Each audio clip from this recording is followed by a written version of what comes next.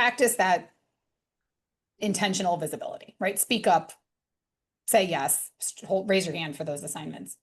Kind of understand your worth too, right? Recognize that you have value and remember that. And you're going to bring unique skills, perspective, assets to whatever team. And there's no reason for you to minimize them or play them down.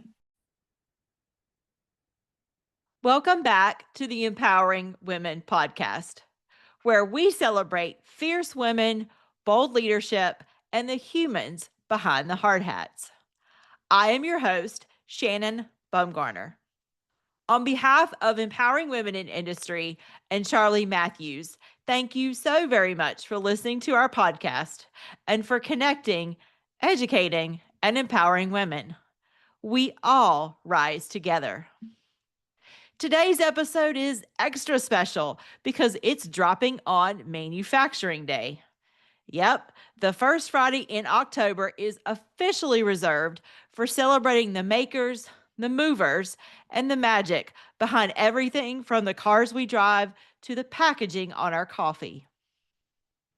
And while most people picture machines and assembly lines, what they should be picturing is a woman like our guest, Ellen Sieminski. Ellen's got over 25 years of experience coaching teams in lean practices, continuous improvement, and culture change. She is a certified Lean Six Sigma Black Belt, a longtime Association for Manufacturing Excellence, or AME leader. And if we're being honest, she's probably the only person I know who can run a Kaizen event and hunt down vintage treasures at an antique store all in the same week. Today, Ellen and I, we're pulling back the curtain on manufacturing's biggest myths. We're talking real talk about women's representation in the industry and giving you a behind-the-scenes peek at the upcoming AME International Conference in St. Louis. Whether you're elbows deep in lean strategy or just curious what strategy deployment even means, you are in the right place. So let's celebrate Manufacturing Day the way it should be, with wisdom, wit, and a whole lot of women leading the way. Go grab your pumpkin spice latte or some hot apple cider and snuggle in for Ellen's rock star story. I will see you on the other side.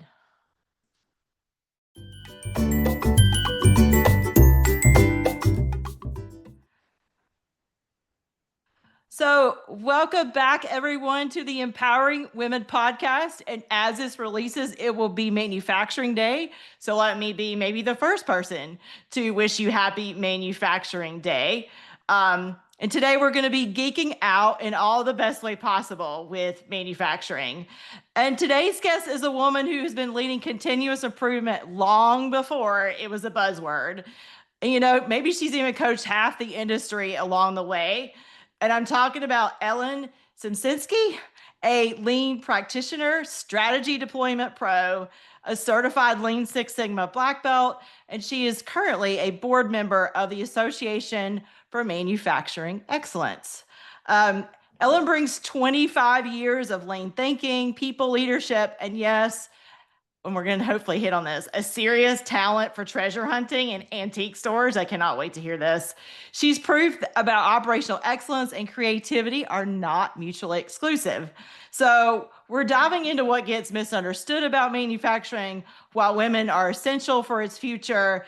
And we're going to talk about what to expect from the upcoming AME International Conference in St. Louis. So whether you're leading a plant, launching your own manufacturing career, or you're just curious about what a Kaizen Blitz is, this episode is for you. So let's get into it. Welcome, Ellen, to the podcast. Thank you, Shannon. What a lovely introduction. This is my first podcast, and I'm not sure if excited is the right word, but we'll roll with that one. Yeah, she is excited, and I love it. I love being the first host for you. So I consider it an honor, Ellen, to be your first host, and we'll be the first of many podcasts to come, I am sure. So we love on this podcast to start with your story. It's my favorite place to start.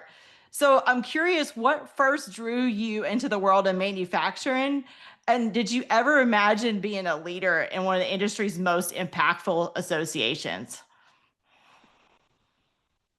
So in high school, I really liked math and science. Hmm. And I thought, okay, college is coming up. Maybe I should look into engineering. I thought maybe that would be a good fit. And I think my parents steered me that way a little bit as well. My dad actually has his undergraduate degree in civil engineering. Okay. So he was speaking from experience. Nobody was trying to force me into engineering. Sure. They just said, well, if you like this, hey, I liked this too. So you Yeah. might like engineering. So I did apply to engineering schools and decided, or when I went in, I thought I would do civil engineering just because why not? Yeah. Run to the family, right? That was what I knew through my dad. Uh, and I took, I believe it was mechanical engineering 211 and decided that torques and I-beams were not how I was going to spend my life. that was the end of that.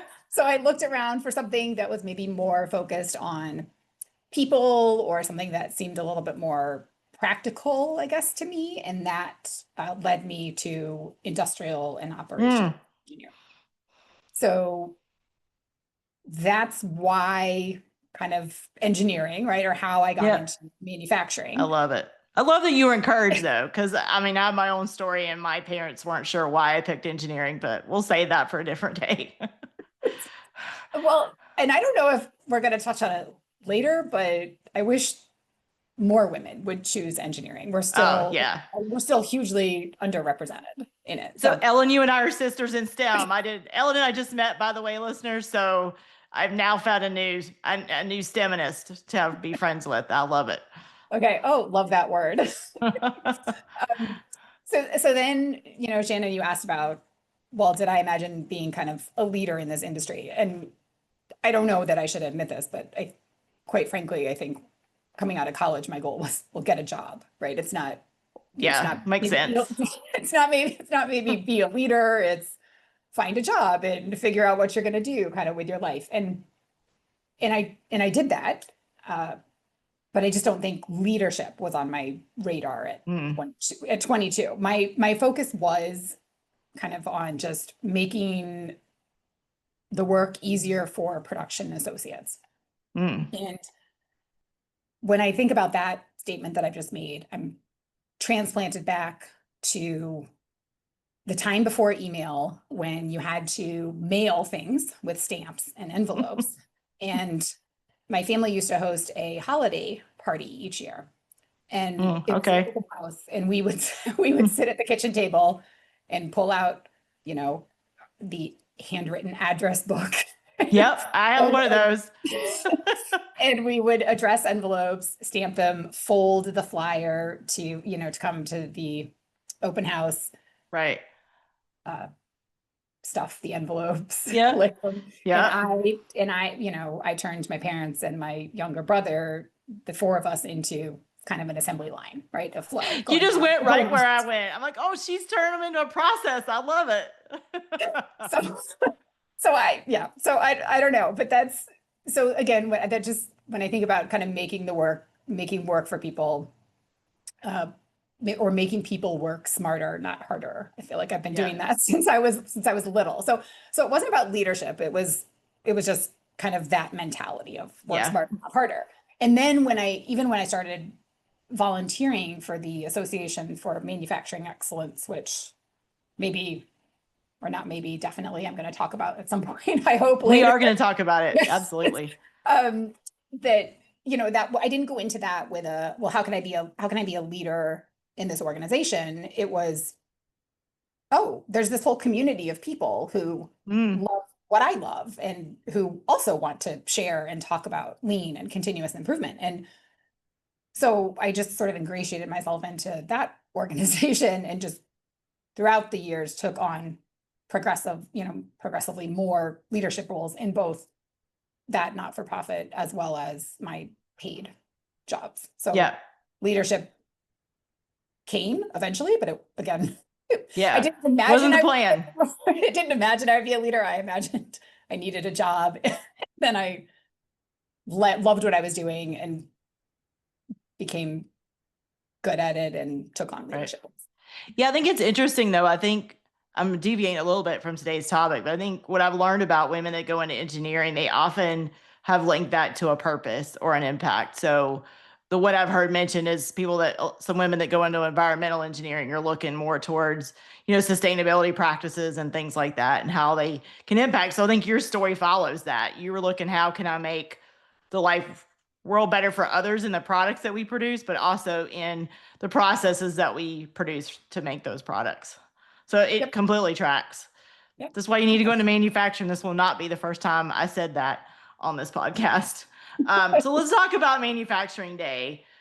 I think it's about celebrating the makers and the movers. So from your seat at AME, or the Association for Manufacturing Excellence, well, how would you describe the mission and how do you think it's shaping the future of the industry? Okay, so AME's mission, and it's, I think, evolved, over the years, but their current mission, that's been the mission for several, is to inspire a commitment to enterprise excellence through experiential learning by bringing people together to share, learn, and grow. So it's a long, but I like the share, learn, and grow piece. But keep going. Right, and I think that's what I'll elaborate on. I think because that's sort of what sticks with people, and that's when I talk to people about AME. That's the tagline that I use. Right, is kind of come share, learn, and grow with us. Right. So AME was founded about 40 years ago by, and I wasn't part of it then. I was somewhere around the kitchen table, turning my family into a assembly line. Yeah, you were working on Christmas invites, but here at that point. Yes. But it was at the time known for being cutting edge. It was kind of founded by a group of people who were fed up with MRP systems and thought, there has to be a better way. And then I'm laughing because I'm not a big MRP system fan. Whoever's listening, this IT background is going to yell at me later, but go ahead. And there's still, well, here we are 40 years later, and there's still many MRP systems and companies rely on them. But, as lean thinking took hold, those AME founders helped AME grow to become one of the premier organizations for that knowledge exchange, particularly focused around continuous improvement. And AME's annual international conferences and the events that they hold throughout the year, they're still focusing on delivering forward-thinking content to our members. And years ago, the healthcare professionals started to attend AME conferences. Their logic, rightfully so, being that, manufacturing had been focused on lean for longer. So why reinvent the wheel? Kind of what could they learn from that? And I was in manufacturing for almost 25 years. I'm now in more of a service industry, but it has ties to manufacturing. But I'm now learning in the service industry from the healthcare companies that are practicing lean. Oh, interesting. It's come full circle for you. That's funny. I love this full circle thing. So I work for Gerber Collision and Glass. And when we get a vehicle that's brought in for repair, it could be any year, any make, any model. And that damage could be anywhere or everywhere. It depends. And I think, there's no consistency in what comes through our doors other than it has or should have four wheels, right? Depending on depending on how many we're destroyed. It may not be in great shape, but it still should have four wheels. Right. So when I think about healthcare, I think the same is true. Every person who goes through the doors of a healthcare facility has different needs and different medical challenges, but the processes that they're using in the service industry, that we're using in the service industry and that are used in the healthcare industry can be standardized to where we're driving that consistent customer experience, no matter what comes in and how much damage it has from a vehicle perspective, or no matter what the health challenge is, from a healthcare perspective and what treatment somebody needs.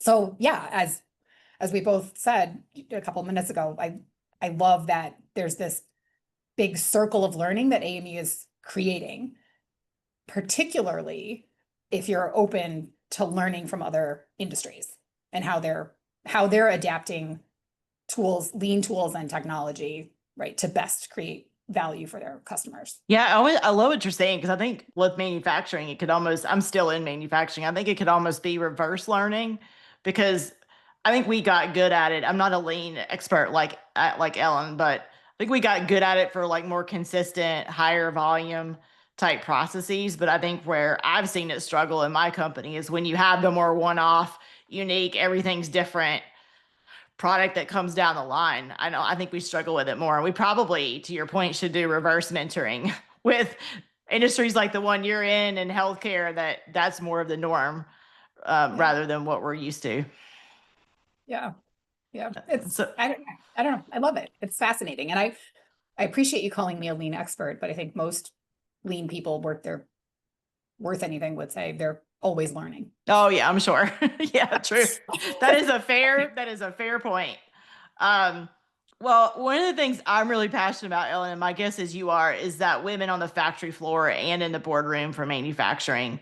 What progress do you think you've seen with women rising through the ranks of manufacturing? We'll start there, and then we'll talk about where you think we might have more work to do. Okay, yeah. So, well, to your point, we'll talk progress first. Yeah, let's go the positive first, and then we'll talk about the opportunities we have to get better. Yeah, okay.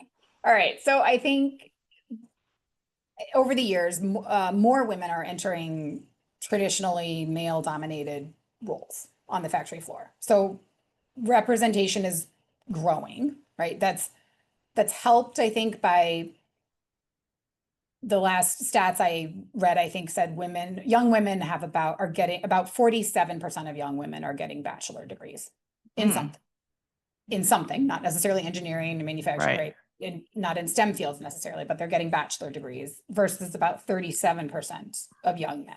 So so women are gaining, and that started, I think, in the 80s, actually. Women started to out earn bachelor degrees, right? Oh, interesting. I knew it had been that way for a bit, but I didn't realize it had been that way that long. I think started in the 80s, and maybe that gap is growing, right? Right. So when those degrees are related to the kind of ever advancing aspects of manufacturing, right, which include programming, robotics, AI, Internet of Things, engineering, that helps increase that representation. As I touched on, I think at the beginning, though, women are still only about 20% of engineers. Right. Yeah, you're right. It's highly disappointing because it's been relatively flat, but we'll yes. So there's still more work to be done there. But sure. In a nutshell, representation is growing. And I think leadership pipelines are strengthening. Companies are being more intentional about developing female talent for the next level up. More women are taking on, those additional roles or those leadership roles, right, in a manufacturing environment. And my current company and the last company I worked for both have female-focused ERGs, employee resource groups. Yep. I think a lot of companies are doing that, right? And that's helping develop women, helping give them confidence, introducing them to different concepts that they wouldn't necessarily be introduced to otherwise, and just helping to build that leadership pipeline. And then I think what you're saying is, I think we're seeing more women in women representation, which always makes it, if I can see it, then I can believe I can be it, if that's what I want. And then to your point, I love what you're saying about ERGs, because even that, or AME, or empowering women in industry, these type of functions provide community I think women need, especially when you're in more of a one-off space. If you're the only one in the room or only one of two in the room, and if you're remote like I am, it makes it a little bit more challenging. Yes. Yeah, COVID was not great for a lot of reasons. Although I appreciated that suddenly they figured out how to do telehealth, and suddenly Best Buy figured out how to come deliver to my car. Right. Yeah. There were some good outcomes out of a bad situation, right? Yes, I mean, there were a couple good outcomes of COVID, but one of the outcomes not so great, I think, is that the flexibility to work from home, that's helpful, but that's also a detriment, I think, both to companies and that sort of impromptu knowledge sharing that happens, but also women who during COVID, I stayed home. I had more time during COVID with my child than I did on maternity leave. Yeah. Oh, goodness. So, and I had my 12 weeks of maternity leave, right? So what is right. that? But COVID and women sort of staying home during COVID didn't help career advancement. Yeah, did not. No, I totally agree. It set women back a little bit, to be really honest, on a lot of different levels. Well, what opportunities have you seen to continue to grow women in manufacturing, either things that your current company, prior company, or things that are just mulling around in your head? Yeah. So, well, I think I want to touch on maybe the third sort of. Oh, yeah. Okay, go ahead. Sure. Where we have work progress before I get to opportunities. I do think just because you were talking about, AME and organizations like this and, this Empowering Women podcast, right? The visibility and the advocacy, I think we've sort of seen some progress there from all of these associations and functional groups sort of banding together that are helping women build connections, that confidence, build their influencing capability. I think the organizations don't get lauded enough for the good things that they're doing and the impact they're having on women. So shout out, to Society of Women Engineers, right? Society of Women Engineers, another good one. Yep. Yeah, Women's Industry Network, right? In my industry, just women in manufacturing. Yeah. From where there's still work to do. So yes, there's more women who are capable of filling that pipeline, and many of them help fill the pipeline. But then this retention and advancement, right? Once you are taking your first step into a leadership role, are you staying there? Or are you going to have to, as a woman, leave earlier than you thought you would because you decide, well, this is as high as I can go in this company, right? Right. Or the workplace culture or the culture at that leadership level isn't what you thought it was going to be. Or just back to the COVID discussion, just balancing, family demands and home demands. Does it get to a point where it just makes more sense for women to step out of the workforce? Right. So I think still more work to be done there. Also the pay gap. And again, that promotion into more senior leadership levels, right? I mean, anybody can go and Google statistics on the pay gap, but it still exists. Enough said. It's getting better for Caucasian women. I would say for women of color, it's still real for both, but it's much more difficult for women of color. And then in that promotion gap to, like I said, that senior or executive level, right? Where women we're still underrepresented at the senior leadership level and on executive boards, et cetera. Yeah. I totally agree with that. I think part of it's advocacy. And then part of it is one of the things I've learned recently from a TED Talk and other things is women tend to focus on, I'm going to call it soft skills. Not that those are not good things to do, but then sometimes we ignore the things that get you to the senior level, like what you are, which is business acumen, strategic thinking, those things that you really need to prove yourself to be ready for that next executive level. Yes, agreed. And so if I think about the representation comments, I guess that I don't know, made a minute ago. Yeah. When we are underrepresented at an entry stage, there's a reason that there's fewer of us who are getting promoted, right? So please, anyone listening, women listening, if you're thinking, young women listening, if you're thinking about engineering, go into it, right? The world needs Yeah, more, absolutely. the world needs more of us. Right. And we can't make that progress if we ourselves are not filling that pipeline. Yeah, agreed. And there could still be those stereotypes too about who belongs here, kind of, Yeah.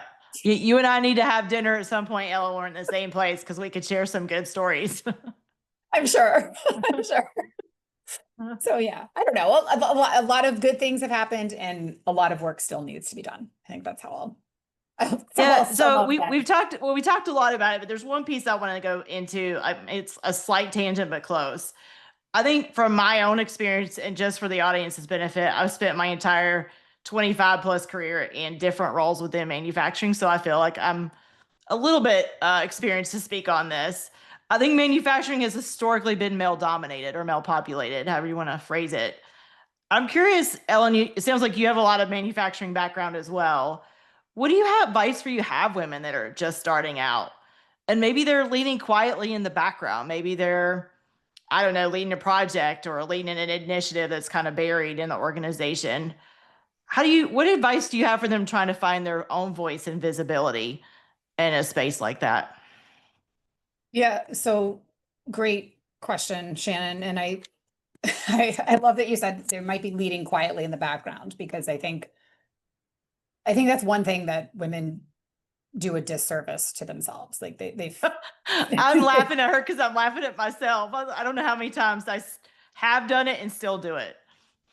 So let's start there. Let me build off of what you've just said there. And I would say the women need to maybe practice intentional visibility, right? Or just speak up, ask questions during meetings, share your ideas, volunteer on cross-functional projects, volunteer for stretch assignments, whatever. Do something to demonstrate that you're here and you want to contribute and make an impact.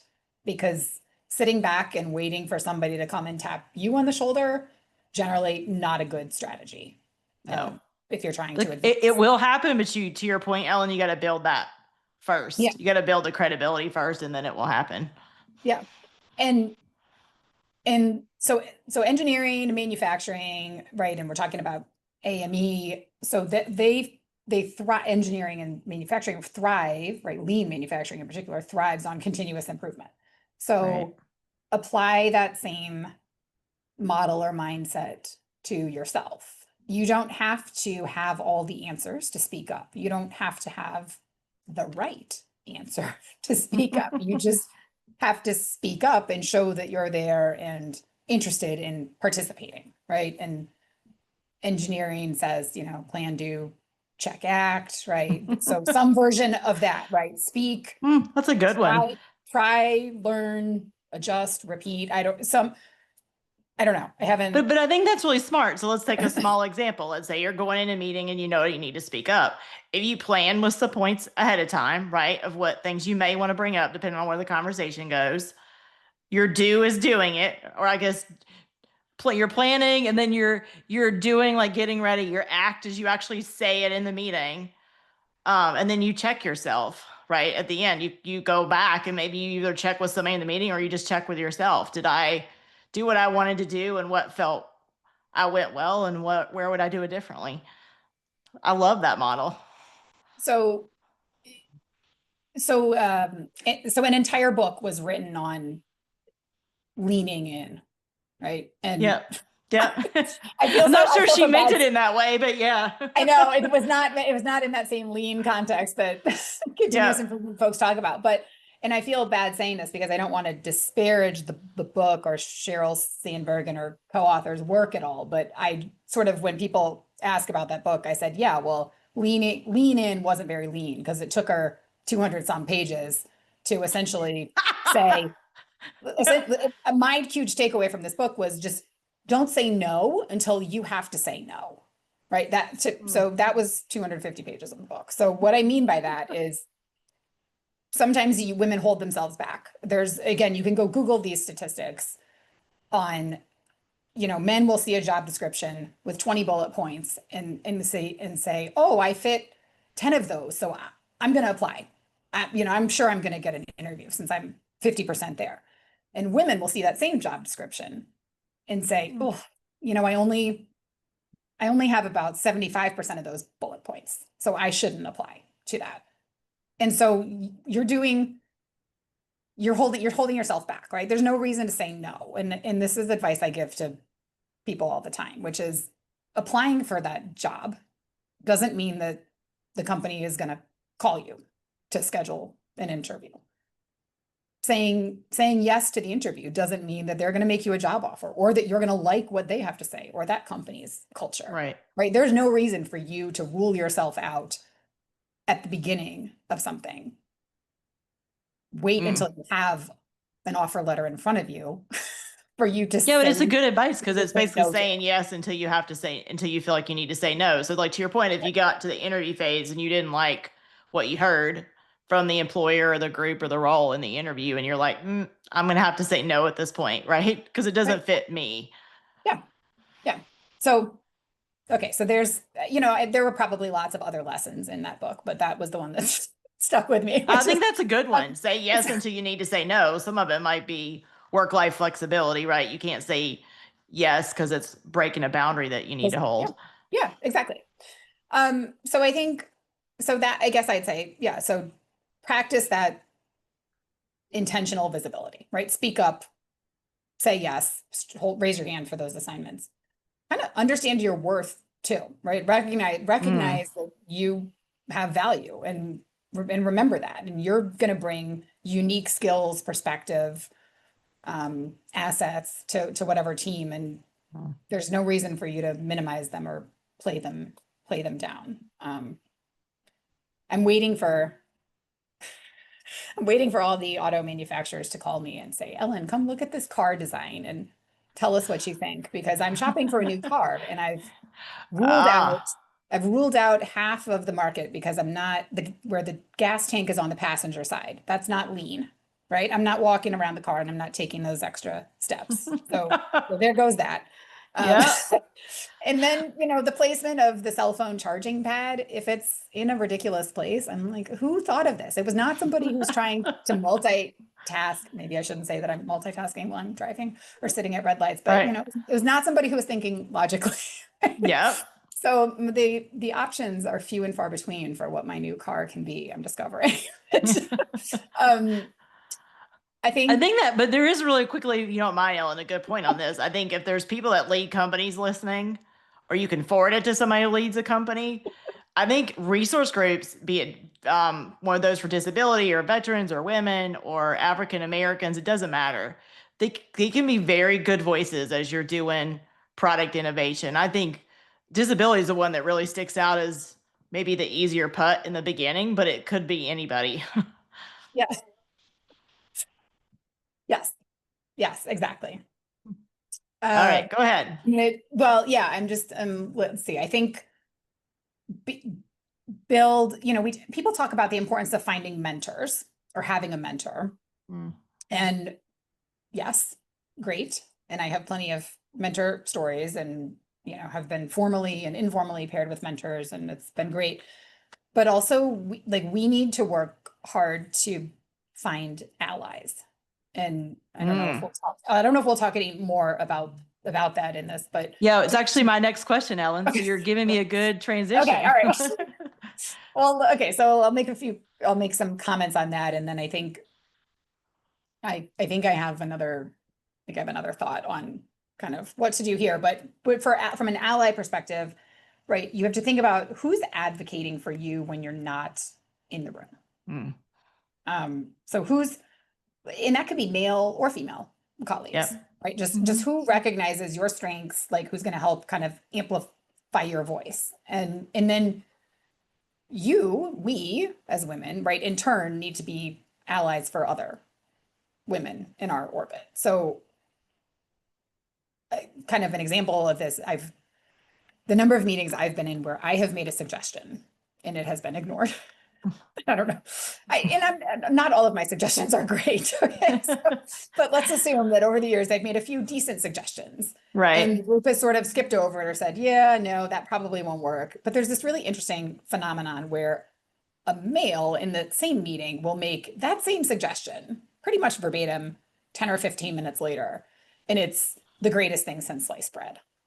Right. And I'm wondering, am I living in an alternate universe, right, where people didn't hear what I said, right? Like, were they tuned me out at that point? Right? I just didn't communicate it in the right way. Yeah. Like, what's going on here?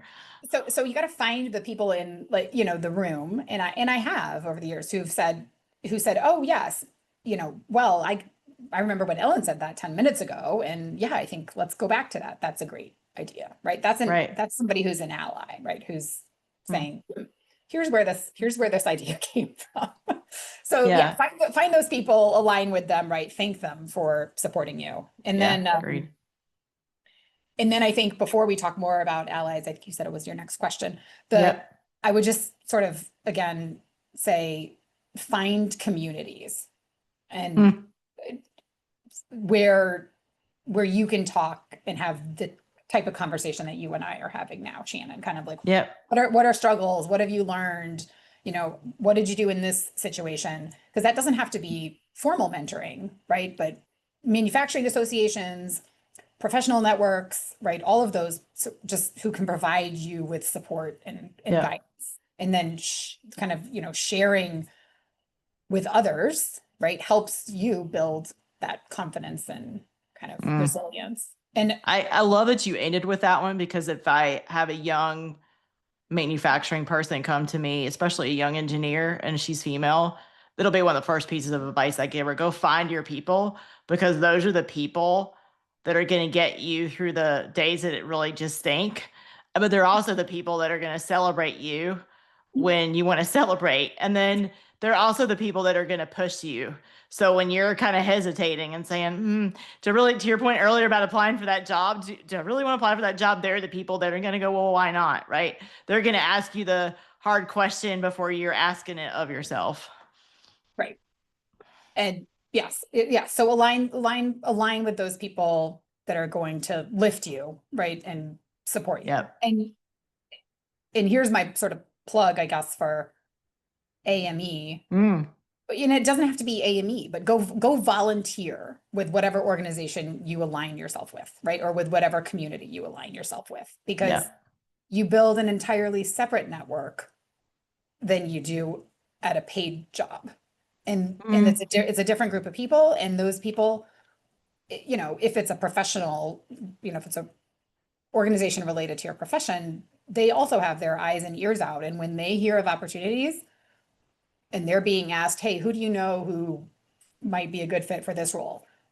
If you've demonstrated in your volunteer work that you do what you say you're going to do, deliver on commitments, right? There's other people who are going to recommend you and put your name forward.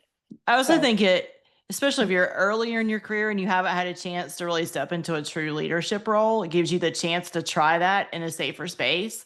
And I think it builds your confidence, to your point. Like you lead something and you're like, oh, I really can do this. Like, I've proven it. For the most part, it tends to be a little lower risk than doing it at your day job. Probably not always, but. Right. So for podcast listeners, Shannon tried to pump me up before this podcast, right? And tell me, yes, Ellen, you can do it. You can do your first podcast. She's doing amazing. I knew she would.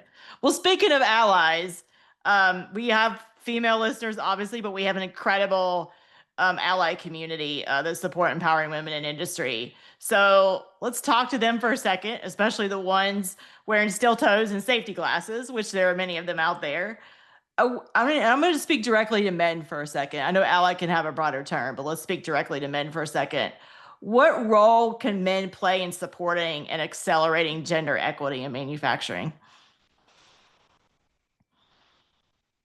So I think, so you said, let's talk about allies again. So I think they can be intentional allies. Right? They recognize, I think, it would be great if all men recognize that women need them to help amplify their voices in meetings, right? Give credit where credit is due. look for those stretch opportunities for us, right? Advocate for us when we're not there. So from an ally perspective, I say that. And then maybe if you hear, bias, right, challenge it and challenge it out. Yeah, that's really powerful. I don't want to lose your role, Ellen, but I feel like that's really powerful because I think allies think that it's got to be this big grand gesture, and it doesn't. Actually, most of the time it isn't. It's that small meeting, like the example you gave earlier about, oh, that was a great idea. I think Ellen mentioned that about 10 minutes ago. Let's go back and talk about that. Like that small act is huge, and it starts to accumulate over time. Yep. And so doing that, like challenging maybe whatever biases there might be, or even sort of outdated assumptions, doing it, men can do that in a respectful but firm way, right? This isn't throwing down the gauntlet, to your point, Shannon, right? This is just, don't throw a bomb in the meeting. Right. That's not what we're saying. Yes, right. Just recognizing, oh, hey, we actually did talk about that, Ellen brought that up a few minutes ago, and let's circle back, right? That's, that's helpful. It also just, I think, helps elevate and sets a higher standard for the workplace overall. Yeah. And I think, because to your point, it doesn't just benefit women when that happens. If there's a different person in the room that's either in a different marginalized group, and or it could be the more normal white Caucasian male benefits, maybe he's just quieter than his colleagues and doesn't feel comfortable speaking up. I think it creates a more inclusive environment for everyone in the conversation. Yeah, absolutely. And it's, I don't know, sharing the leadership table, right? Sponsorship, which is different from mentorship again, right? Yeah. But again, that's closely aligned with like allyship, right? Putting women forward for those higher visibility projects, right? Recommending them. That's where kind of acceleration can start to happen. I think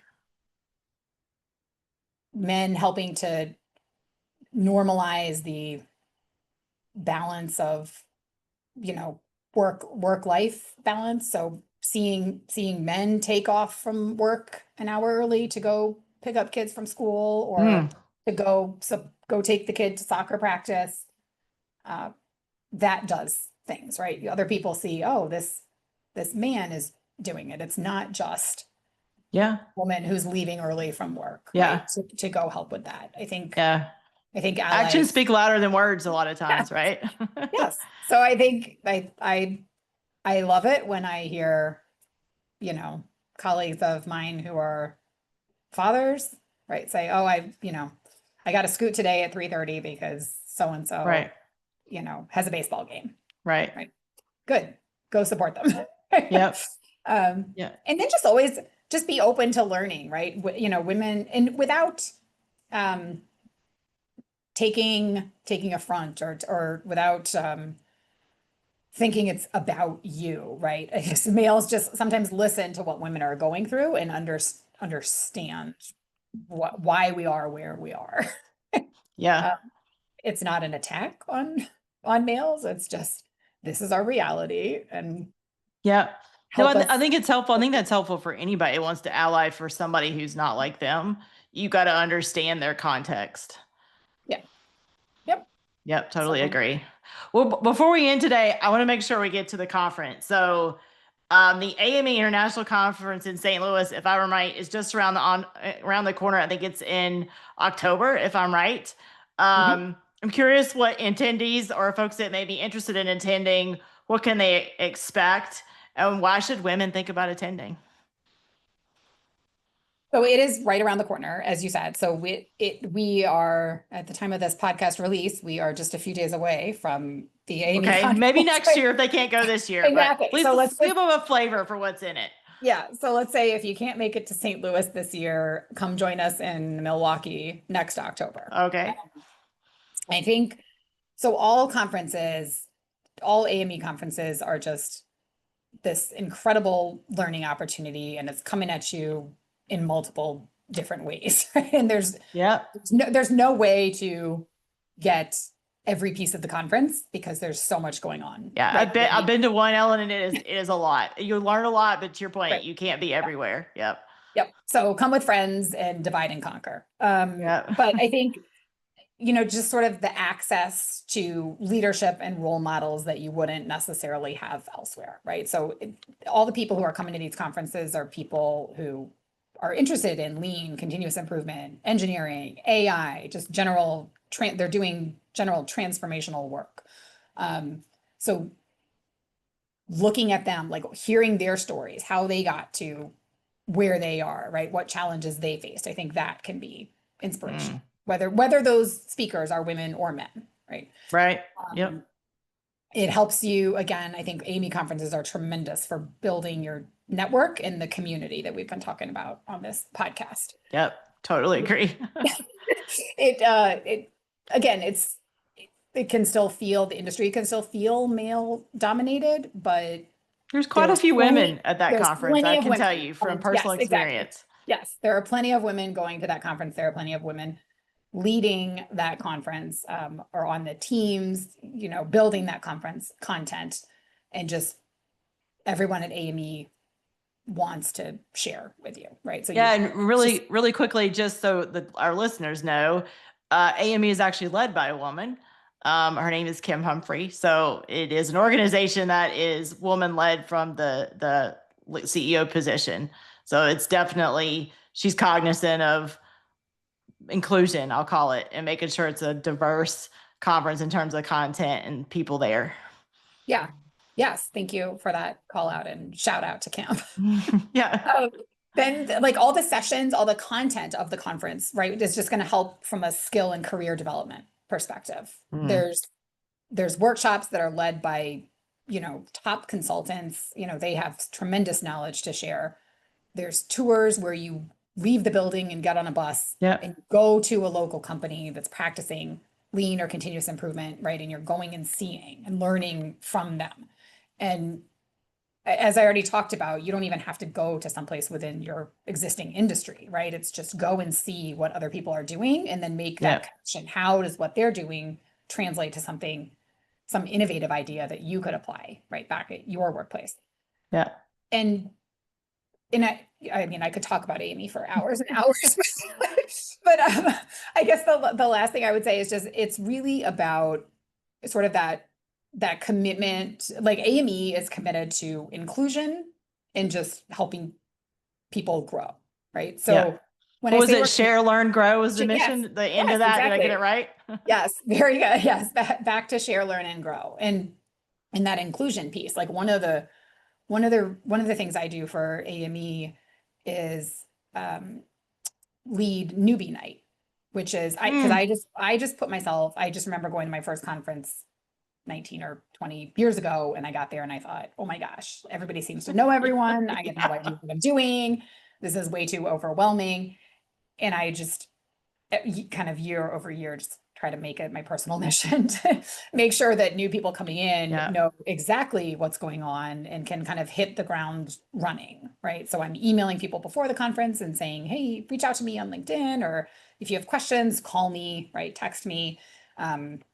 Just let me help you, right? So that you can get the most of that conference and grow yourself so that you can take that back to your company and elevate your career even further. Love that so much. Well, Ellen, I can't believe this, but it's time for me to ask my last question. So I like to do a little something inspirational at the end. So this is I've never done this before, so we're going to try it. This is a fill in the blank question. The future of manufacturing is blank, and women are the blank behind it.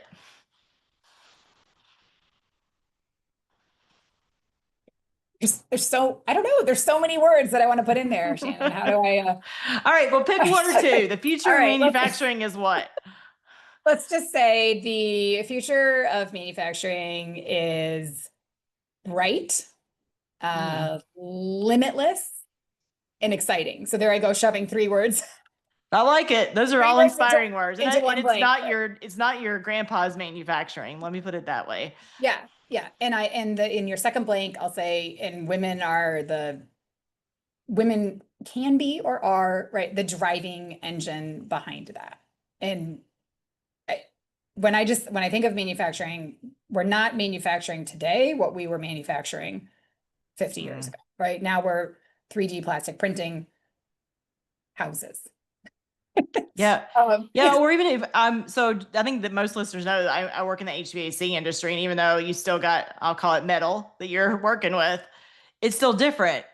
You've got more autonomous machinery, you've got, different programming that we're working with. It's not the way it was, 20, 30, 40, 50 years ago.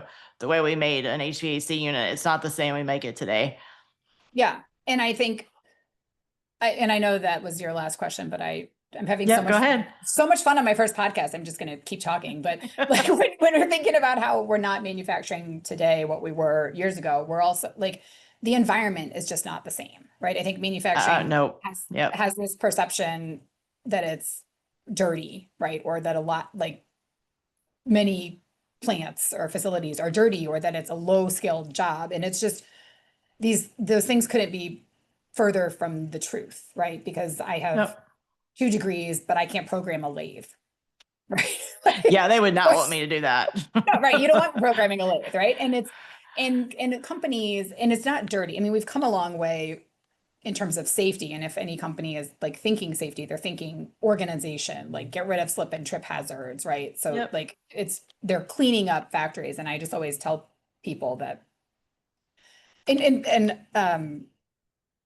companies that are practicing lean are even cleaner, right? Because a lot of them start with 5S. Or value stream mapping, where they're looking for ways to eliminate waste and remove those hazards. And maybe here's the note we'll end on. I always tell people that at my last company, which again was manufacturing, I would have gladly eaten the picnic on the manufacturing floor. And if I didn't eat on the floor, but if I was carrying around a pack of M&Ms and I dropped one, I know the 5-second rule has been debunked, and I think it's like not a thing, but I would have no problem. It's not the same as it used to be. Right. And so I don't know if that speaks to the advances in manufacturing or my bad eating habits, but yeah, it's not. No, I think it's a great place to end. This is not your grandfather or grandmother's manufacturing anymore. It's very different. And for me, I support a factory that we do customer tours quite frequently, where you're not going to take your customer through a nasty, dirty plant, or you're not going to have many customers left. So manufacturing in many cases is opening its door to their communities, to customers, to suppliers. And they're not going to do that if it's an environment, quite frankly, where people are going to get hurt or if they're going to look like a mud pie when they walk out on the other side. Yes. So I don't know. Go get a degree in engineering, go into STEM fields, right? We need more women to be part of this industry, because it's not going to stop. It's not the same as it was 50 years ago, and 50 years from now, it's not going to be the same, right? It's ever evolving. So. Yeah. And Ellen's probably going to shoot me later, but if you're a young woman and you're listening to this and you're considering manufacturing, I can say you can reach out to me. I've spent a long time in the field. I think Ellen would say the same. She might kill me later, but go find somebody. It's worth it. When you look at your financial future, it will be bright. I can promise you. And I think that you're going to grow in ways that you never expected. Yeah. All right. Well, with that, Ellen, it has been a true pleasure. I want to thank you so much for being an amazing guest, and congratulations on the finish of your first podcast.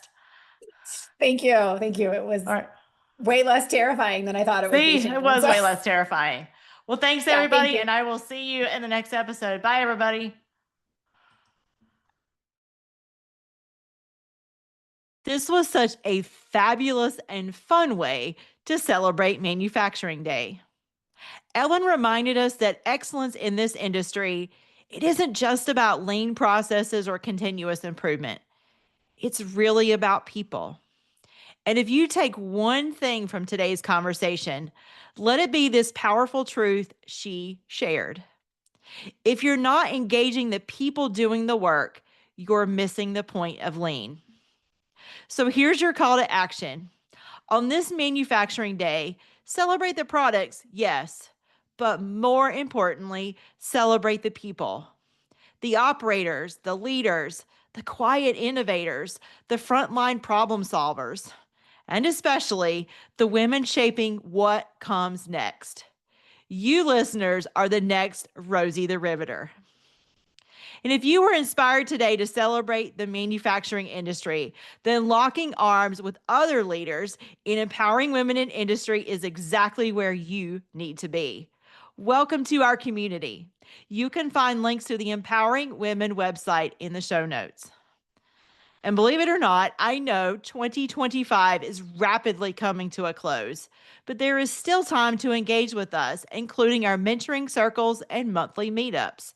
You can join these events at any time. We would love to see you. There is no better investment than this investment in yourself. You can also join us as a member, where you will have access to diverse resources, including prior recordings across a wide range of topics. Links for all those great opportunities are in the show notes. And if you love this conversation, please be sure to share it with a friend, a colleague, or someone who needs a little extra inspiration today. And don't forget to subscribe, rate, and leave a review. It helps us to keep these empowering stories coming your way.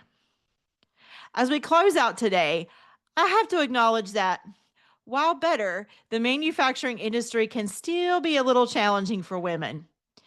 If you're ever doubting your place in this space, remember these words from Sarah Blakely, the founder of Spanx. Don't be intimidated by what you don't know. That can be your greatest strength, and ensure that you do things differently from everyone else. That, my friends, is the spirit of manufacturing. It's the heart of leadership, and that's the why we all keep showing up. Until next time, stay bold, stay human, and of course, continue to ignite your fire within.